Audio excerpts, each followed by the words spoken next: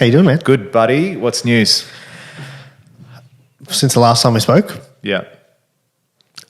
Heaps of sick things happening every single time. Every time. There's too much. There's way too many things. And often we'll message each other and be like, oh, this. And you're like, yep, too much. Yeah, we need to stop. We need to slow down.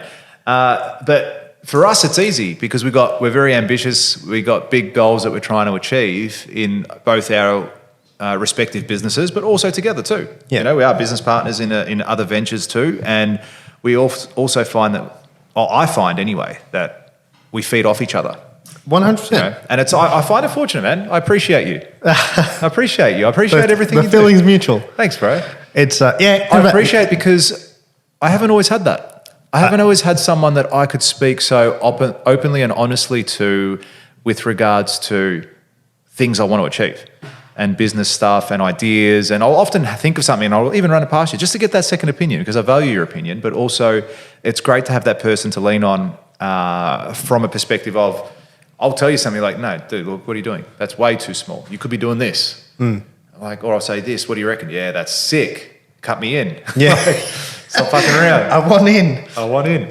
Yeah, I agree. I think there is a huge power in that as well. Yeah. You know what I mean? Even, and that's the positive. Even sometimes like when you're down. Yeah. Do you know what I mean? And then you're like, happened too. And then you get picked up and you're like, oh, cool, let's fucking go. What the fuck was I doing? Yeah. Let's go. You know what I mean? For yourself. Yeah. And it's sick. It's sick. And I think a lot of people don't have it. Yeah. You know, a lot of people don't have, and you know, depending on what you want, you need to find someone that sort of sees eye to eye with that. I think a lot of people don't.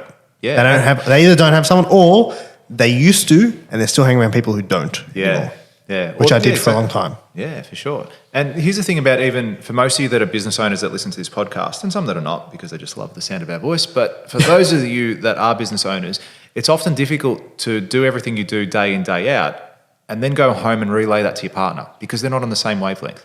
They can't necessarily give you the right advice. Absolutely, they can give you support, but it may be that they can't give you that advice in that business decision that you need to make. They can't give you advice in the next step in your personal, professional lives. So you often need to look outside that circle. Now, if you're fortunate enough that you have some friends that are that way inclined and have some really big, ambitious goals, like I love all of my friends, like really great guys, and we get along like we've been friends for over 20 years. However, it's not necessarily the conversation I would call them up and have a business conversation with them because not all of them are in business. They've got very well professional paid jobs, but some of them can't think along those wavelengths. I've got one other guy that's just even well above where I'm at, and I wouldn't necessarily go to him for advice because it's a completely different realm of where he's operating, and it wouldn't necessarily be beneficial for me. But look outside that circle of your own family and friends and who you need to affiliate yourself with, and that sometimes can mean A, you got to get out of your comfort zone, and B, just mingle with some people because ultimately, the more hands you shake, the more money you'll make, but it's also connections too. Do you like networking?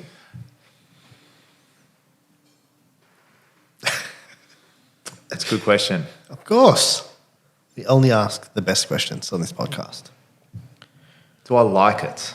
As in, yes, get to network tonight. Like, let's fucking go. Not necessarily. Although, how sick. That episode. You've already listened to it, no doubt, about the F1. Oh, yeah, sick. It just reminded me of it again. A couple of weeks ago. Yeah.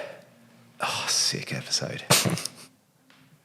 Like, what a great concept that is. Yeah. What a great concept. And for those of you tuning in for the first time. Okay, hold on. Okay, so let's break this down. Because I just asked you if you like networking and you went real quiet real quick. Yes. And then you all of a sudden thought about a particular type of networking and you got real excited. Yeah, but only because of the challenge associated with that. So because I've gone in there with a specific goal, like we're saying, no, we're going to outlay $60,000, put our nuts on the line and go, we're going to make that $60,000 back in 3 days. Let's go and speak to every single fucker in that place, get business cards, make deals, and show people that you can make it can be an investment in your business and your life. So that's what I was excited about with that. But going back another step, do I like it? Man, I don't know I can't say I do. I see the benefit. I hate the type of people, though, sometimes that are there just to network and create deals. Kind of annoys me sometimes, personally, if you're just there to talk to me because you want something from me. Why does it annoy you?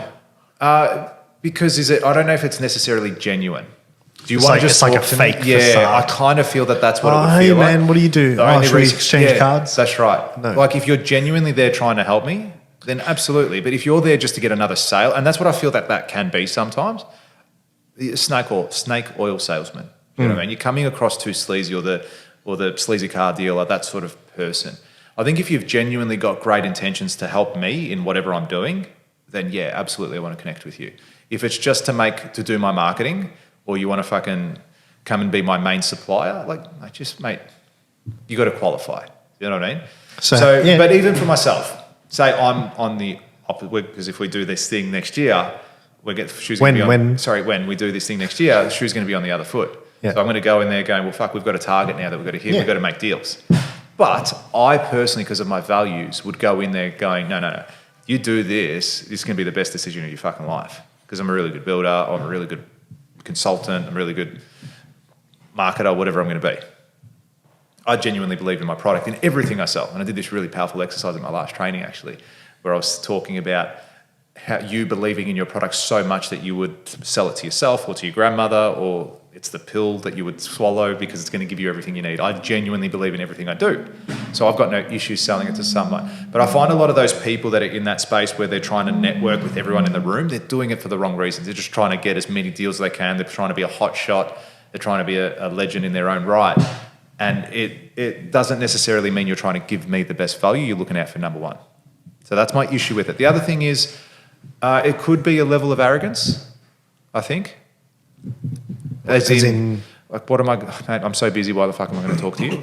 Okay, so like, leave me alone. Yeah, like if someone was talking to me, but also vice versa. I don't need you. Yeah. So perhaps that's why I don't network as much as I could. Mm-hmm. In saying that, like, we've been involved in business circles, and I've done business with people in those circles as well. There was probably a lot more opportunity for me to step into some of those deals with people where I could go, hey, do this, I can build your home, I can do this, I can do that, but I never actually did. Why? I always felt that everyone knew what I did and what I was about, and if they wanted to connect with me, they could. Because I didn't want it to seem forced either. I didn't want it to be like, oi, funny, you I did that too. Building a house? Let me build for you. I do that too, though. Yeah. Like, I don't go around begging everyone to work with me. Not begging. I don't think that's the right word. Or pitching. Yeah, pitching's probably better. Yeah. Yeah, like, hey, you want to work? I don't go around pitching everyone. Yeah. Yeah, funny that. I don't know why I don't. But, yeah, I don't. Comes back to that question you asked the other day, do you love sales? It's kind of It's that. very related, yeah. Yeah. Very, very related. But where I want to go with this is... When was the last time you changed your mind about something? Wow.